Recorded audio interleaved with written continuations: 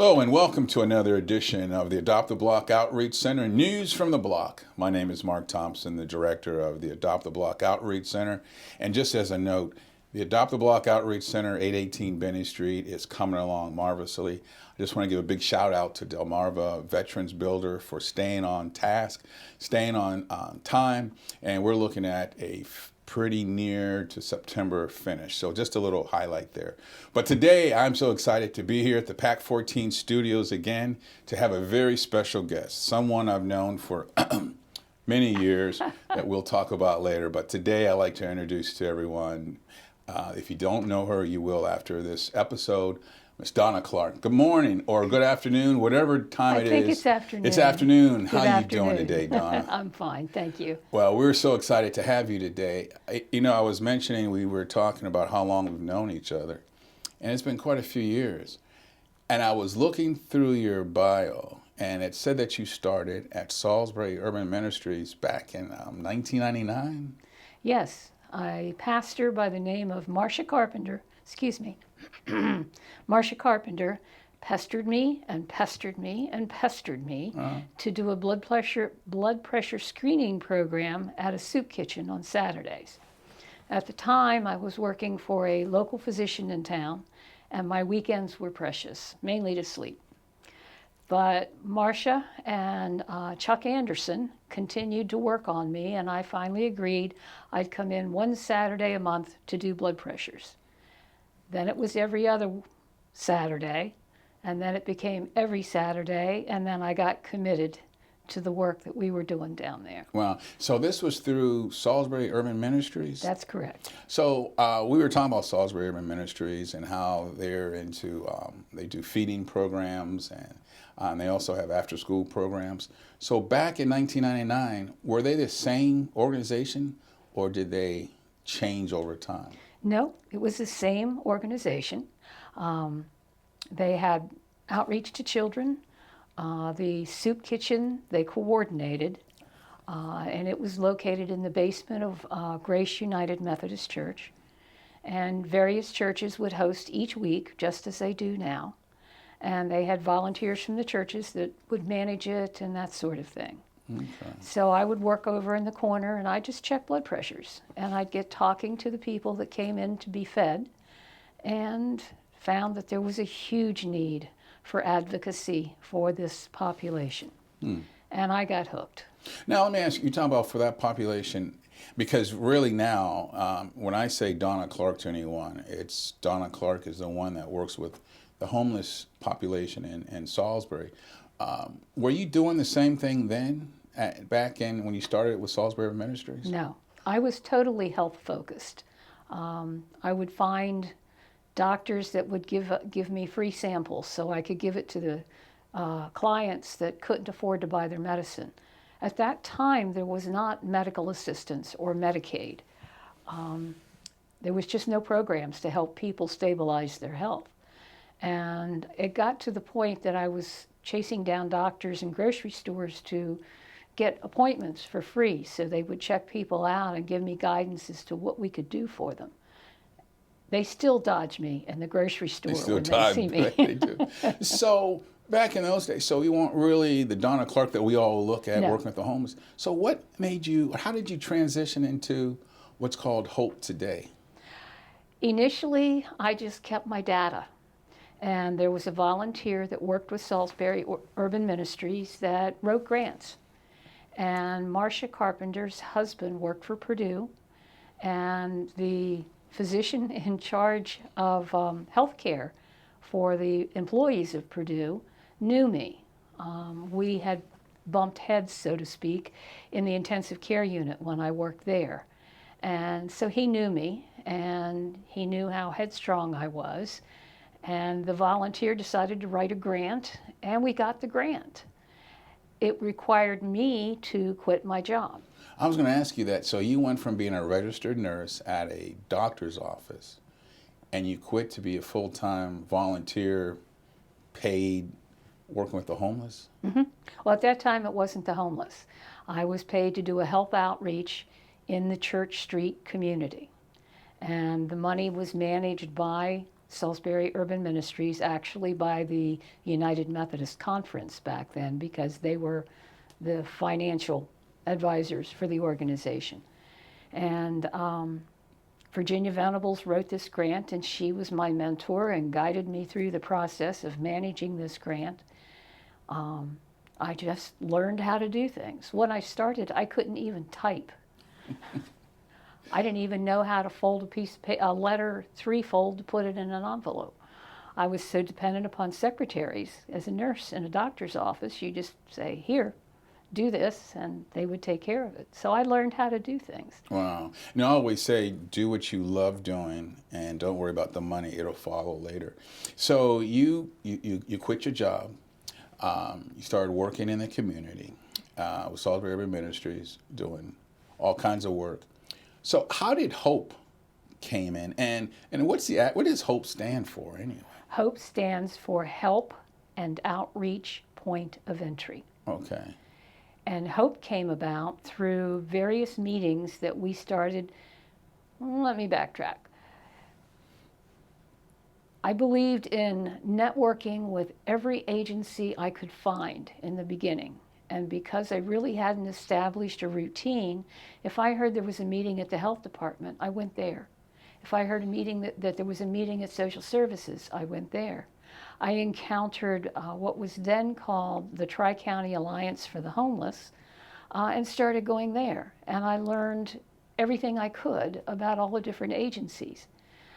Prior to start working for Urban Ministries, I had taken a course in parish nursing.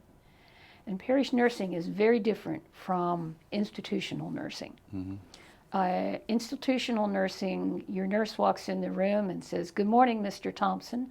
My name's Donna Clark, and today we are going to do this, this, and this." A parish nurse waits to be invited into somebody's life, walks with them as they go through whatever health experience they're going through. She educates, she supports in any way she can, and doesn't tell that person what to do. Now, you can educate and guide, but you really aren't supposed to say, do this. Mm-hmm. So I walked into this situation thinking in terms as a parish nurse, and it's really different from institutional nursing. And institutional nursing is hospitals, doctor's offices, this kind of thing. I've always been big on patient education. Well, I think you've been more than big on that. It's just this is your passion. Yes. And anyone that knows you knows that. So you talk about parish nurse, and really I would call you the nurse of the city. So working with, I just want to talk about this because we have the Ann Street Village now, the Christian Shelter, Halo, all these places for the homeless have popped up. But where do you see yourself as fitting into all of this in the city? HOPE is the point of entry to services in the community. I want to backtrack, though. Okay. The question, how did HOPE come about? Yeah, that's right. We started having meetings at Salisbury Urban Ministries, and there was members of social service there, health department, the Tri-County Alliance for the Homeless, and we would discuss what are the needs, how can we make life better for people that were at and below poverty level, how can we improve things? And through these discussions and plans and the volunteers that came into the meetings, and I guess I have an influence on people. I start talking to them and they end up saying yes when they want to say no. Mm-hmm. And we started talking about a day program. And from that grew the idea to have a drop-in center. And then it grew into even a bigger concept of healthcare being provided. And we just dreamed as big as we could. People from that group broke away over time, and we began to look at making a nonprofit agency separate from Salisbury Urban Ministries. In 2006, I left the umbrella of Salisbury Urban Ministries, and we worked on doing the paperwork to become nonprofit. I got the nonprofit status in September of 2007, and the key people that had input on making the organization Hope Incorporated, there was one gentleman in particular, Pat Marvel, who was completely committed to helping the homeless. And my focus wasn't totally on the homeless at the time. But through Pat, I met a social worker by the name of Billy Fritz, whom I had known years before that. It was before he had gotten into social work. And the three of us, it just flowed, and that's what it became. And it was just the three. Now, I remember Pat. I remember when the Community Emergency Shelter Project came out with the churches taking care of the homeless, and he had like tattoos on his arms. Yep. But what I remember more was how you and him went into some of these homeless camps. Can you talk about those camps? Now, it's not a summer camp, but these camps were kind of dangerous. But can you talk a little bit about those camps you went to, and what would you recommend to people today that wants to go into these places? Don't go into the camps. You wouldn't want somebody walking into your home and saying, look, I'm here to help you, here's this, here's that, now you need to do this. You wouldn't want anybody walking through your front door. You have to realize those camps are their homes, and you need to respect their privacy. Pat and I didn't go anywhere that we knew we weren't welcome. He worked very closely with the men on the streets. I did too, but again, my focus was health. I wanted to get them to addiction programs. I wanted them to get their diabetes taken care of. I constantly focused on that. And Bill and Pat were instrumental in me starting to focus more and more on the homeless. Some of the camps we went into were way back in the woods. There was the summer we both got chiggers from walking there, and the ticks were awful. It was an education for me. I have pictures in my library of some of the camps, not the people in the camps. Well, I do have one guy that poked his head out of his dome tent just as I came up, and he had a cowboy hat on, and he's looking up at me like, what are you doing here? Yeah. But we tried to reach the people that needed the basic element of getting documented. You can't access housing, you can't get a job unless you have an ID.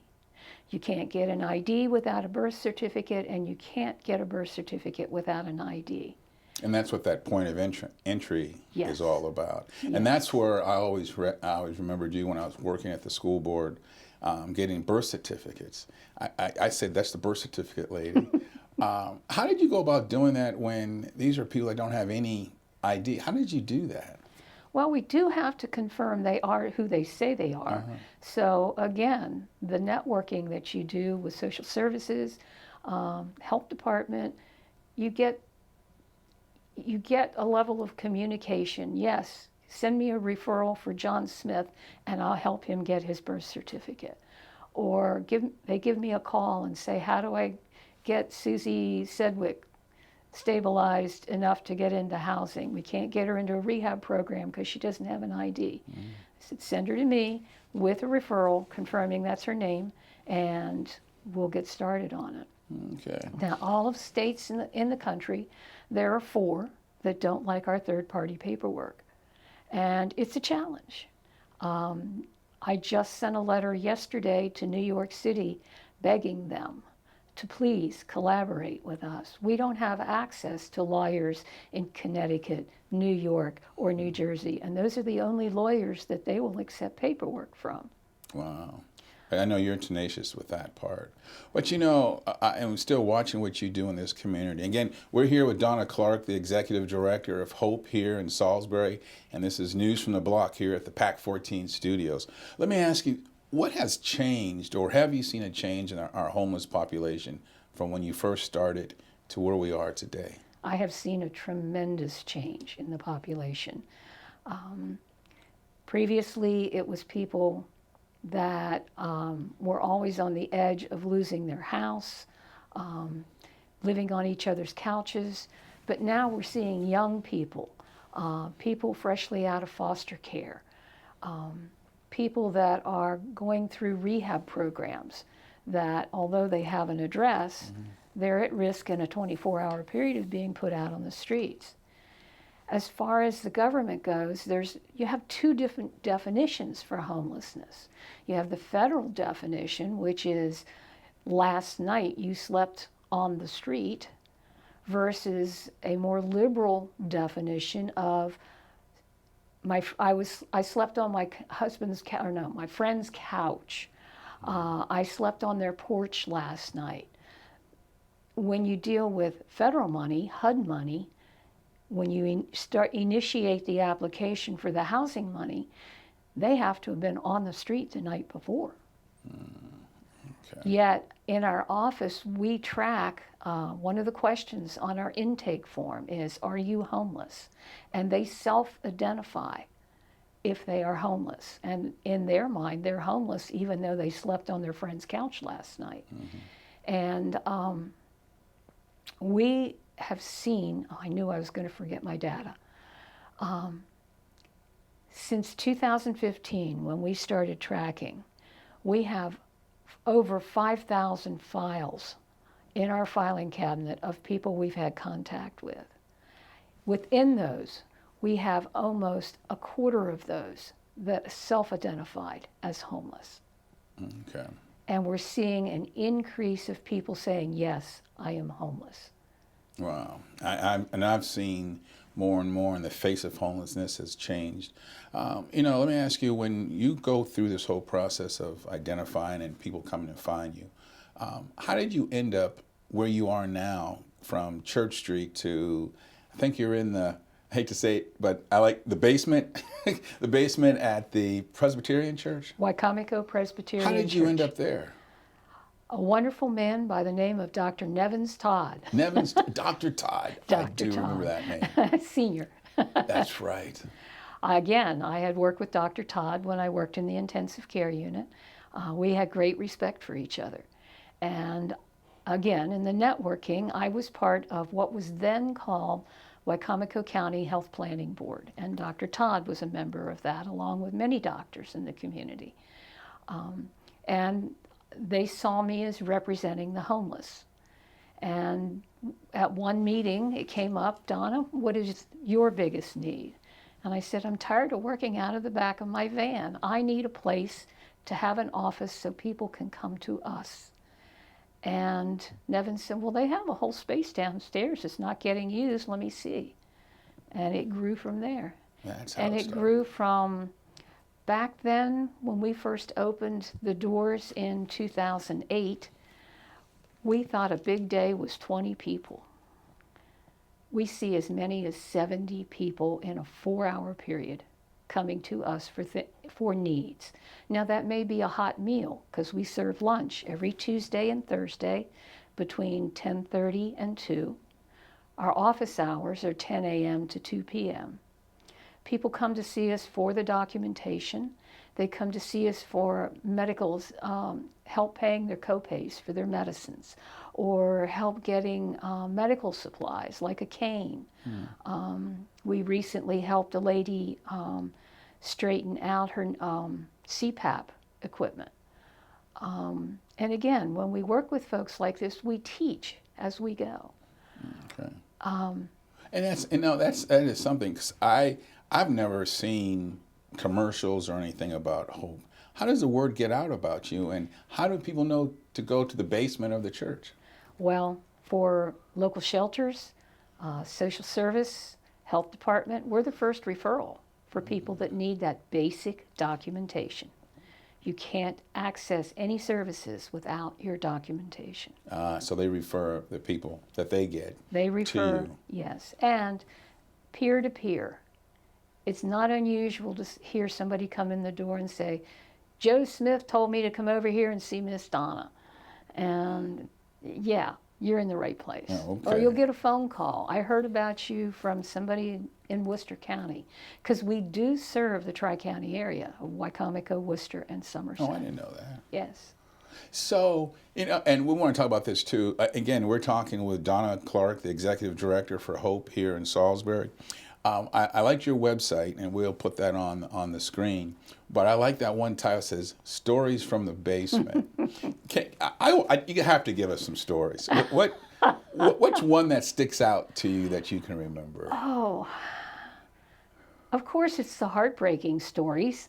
We had a gentleman come to us. He was freshly released from jail.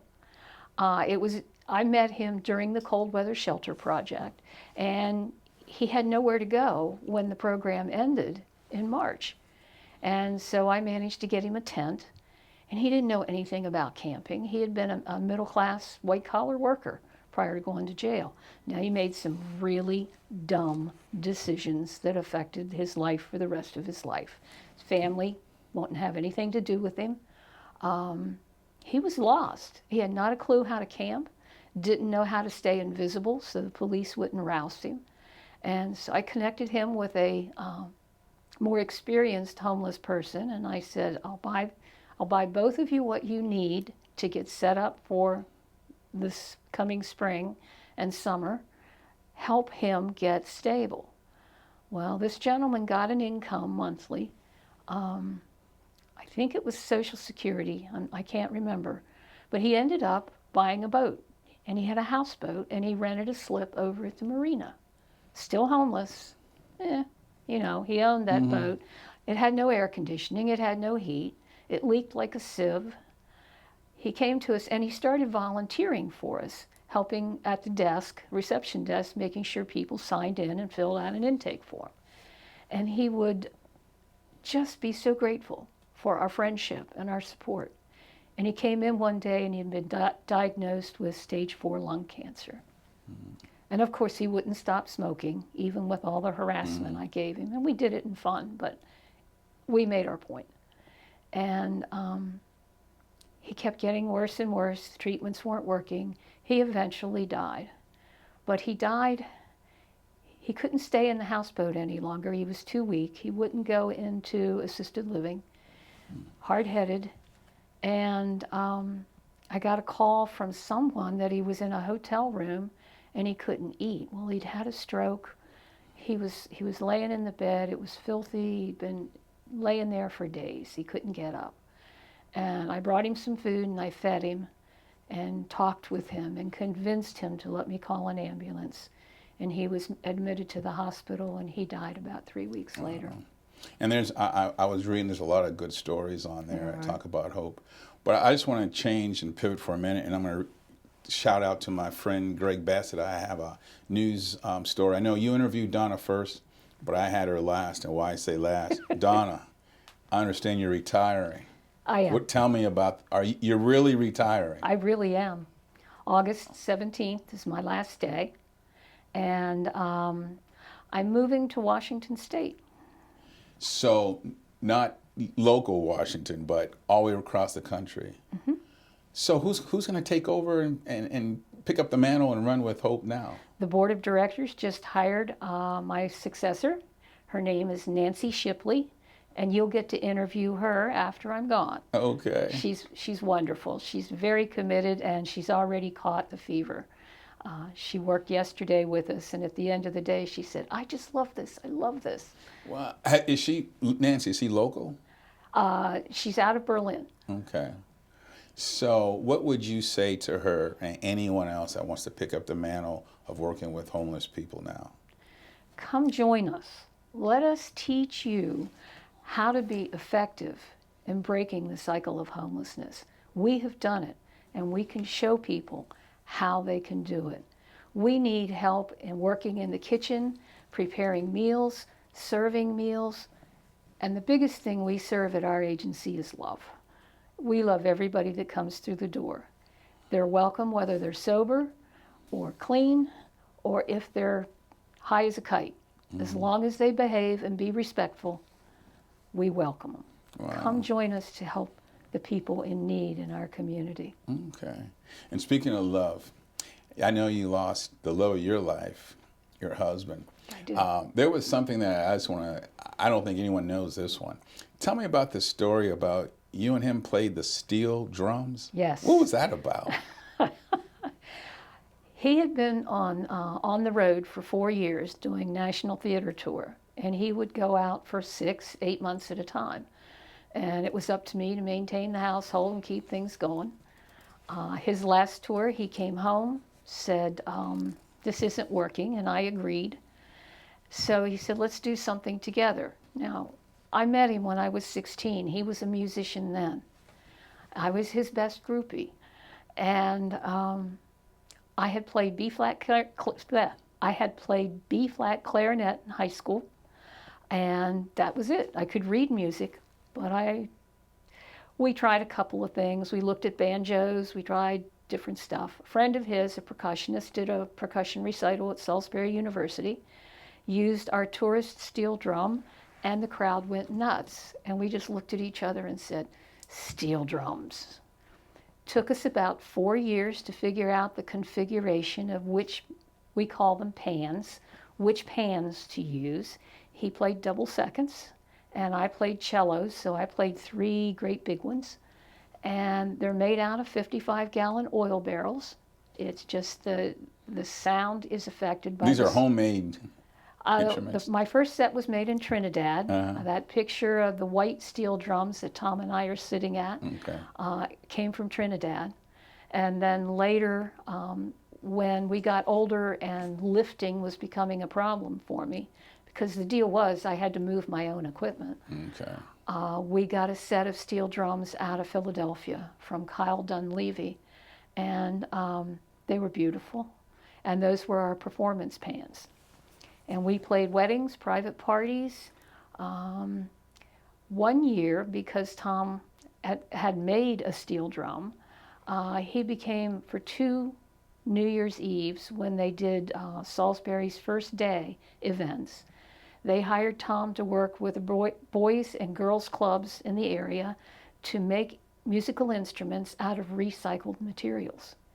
And we had a percussion garden for 2 years down on the lower end of Main Street between the 2 buildings where there's a gap. It's where the theater used to be, the Ullman Theater used to be. And then 1 year we were up on the courthouse lawn. And we had all sorts, we had brake drums, and he had chimes that the kids had made out of pieces of metal.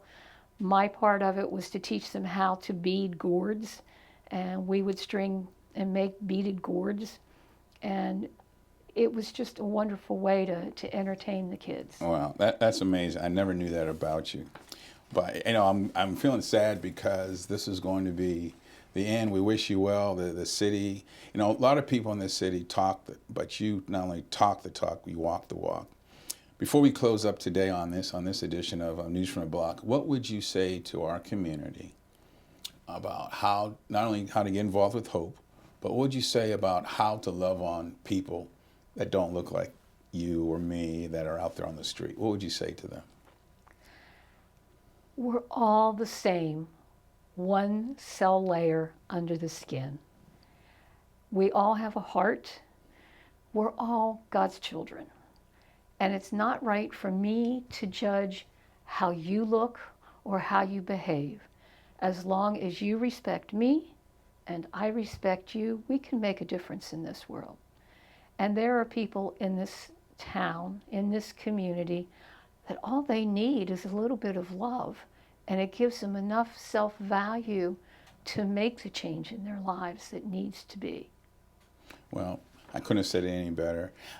This has been News from the Block. My name is Mark Thompson, the director of the Adopt the Block Outreach Center, and we have had a special guest, Miss Donna Clark, the executive director of Hope. Again, we'll have all the information about how you can be in contact with Hope to continue on this legacy that Donna has started in this city. But once again, we love you. We thank you for viewing. Once again, continue to support PAC 14, the public access television. There's no better place than get information in the city than PAC 14. Once again, Mark Thompson, director of Adopt the Block. We love you, and we'll see you next time.